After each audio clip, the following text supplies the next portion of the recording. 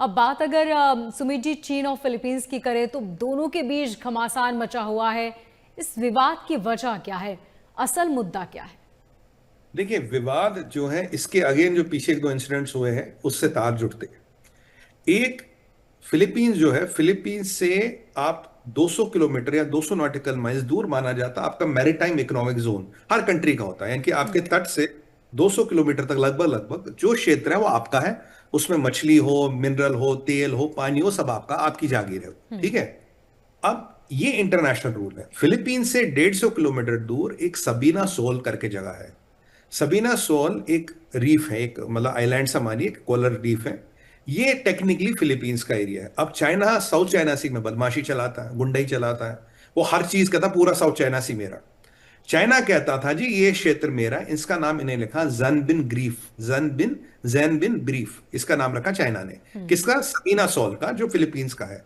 अब ये court case चला गया इंटरनेशनल कोर्ट ऑफ जस्टिस में, और कई साल पहले एक रूलिंग आया। उन्होंने कहा देखो भाई साहब, ये क्षेत्र जो है फिलीपींस का है, चाइना का इसमें कोई लेना देना नहीं है। पर चीन भाई बदमाशी चलाता, दमंगी चलाता, कहता हम नहीं मानते, हमारा है भाई।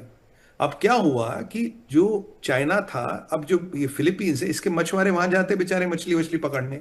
अब ये मछुआरों को तंग करने का काम चाइना करता है। तो एज यूजल मछुआरे गए, मछली वछली पकड़ने गए, जी। तो पहले चाइना का कोस्ट गार्ड आता है। चाइना का कोस्ट गार्ड आता, उनको डराता धमकाता, फिर उनपे वाटर कैनन से पानी फेंकते। वाटर कैनन से क्या होता, आदमी घायल हो जाता, बाहर निशान नहीं आता। और इन्होंने क्या किया, बेचारे मछुआरे अपना एंकर डालते हैं समुद्र में ताकि जहाज ना हिले। कल इन्होंने एंकर भी काट दिए। इतने में फिलीपींस का कोस्ट गार्ड आ गया, तो इनकी आपस में भिड़ंत हुई।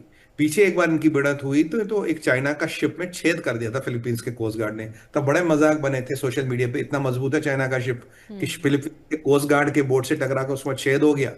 तो इनकी खूब लड़ाई हुई। कल 7 फिशरमैन जख्मी हुए, और उसमें से 3 काफी क्रिटिकल बताए जाते हैं, 3 काफी गए। और फिलीपींस के कोस्ट गार्ड पे भी चोटें आई है, और फिर बाच बचाव करके ही निकल गए। अब फिलीपींस ने कहा भैया तुम यहाँ हमारे क्षेत्र में क्या कर रहे हो? चाइना कहता ये क्षेत्र तो हमारा है, तुम्हारे मछुआरे आए थे, हमने कोस्ट गार्ड को भेजा भगाने के लिए, तुम्हारा कोस्ट गार्ड आ गया, हमने पीट दिया।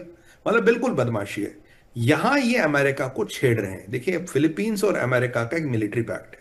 जहां अगर फिलीपींस में युद्ध हुआ, फिलीपींस समस्या में है, अमेरिका को आना पड़ेगा उसकी रक्षा के लिए। ऐसी एक जगह है, एक फॉरवर्ड पोस्ट है फिलीपींस का, जो एक पुरानी शिप है। उस पुरानी शिप को मोनिका जी, फिलीपींस ने अपना फॉरवर्ड पोस्ट पर पुरानी शिप पे एंकर डाल के रख दिया वहां पे। मतलब अब वो तैरने वारने लायक नहीं, उस पे फिलीपींस की नेवी रहती है। इसे कहते हैं फ्लोटिंग पोस्ट, जो समुद्र में आप पोस्ट बनाते हो। अब जब जब वहां खाना पानी देना होता है, ये चाइना वाले हमेशा पंगा करते हैं, और ये हमेशा फिलीपींस को तंग करते हैं कि चाहते हैं कि वहां से भाग जाए वो। क्योंकि वो आप मान लीजिए फिलीपींस के मैरीटाइम बॉर्डर के किनारे पे है।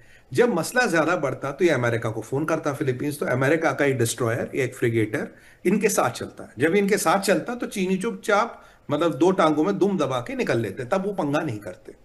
तो अब ये देख रहे हैं कि अमेरिका कब उछलेगा, अमेरिका क्यों भिड़ेगा। देखिए क्यों, अमेरिका का नेशनल स्ट्रेटजी डॉक्यूमेंट कहता है कि चाइना से नहीं लड़ना, चाइना से फिलहाल कन्फ्रंटेशन मत करो। चाइना उसको प्रोवोक कर रहा है, क्योंकि चाइना को लग रहा है कि हवा बदल गई है, मेरे पे कोई सट्टा या पैसा डोनाल्ड ट्रंप नहीं लगाएगा। डोनाल्ड ट्रंप जो जी टू कह रहा था वो बेवकूफ बना रहा था। और एक और मसला है, जो अभी फिलीपींस के प्रेसिडेंट हैं, इनकी बड़ी अच्छी रिलेशन है अमेरिका के साथ।